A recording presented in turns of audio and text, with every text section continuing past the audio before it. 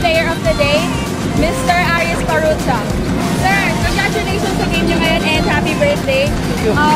Sa game nyo ngayon, nakita natin na naging close fight kayo, close game. Ano yung adjustment na ginawa ng team nyo para mabalik yung momentum sa second half? Yung una, inaalat kami, tapos yung transition defense, binalik lang namin yun sa fast break points, niretain lang namin yun.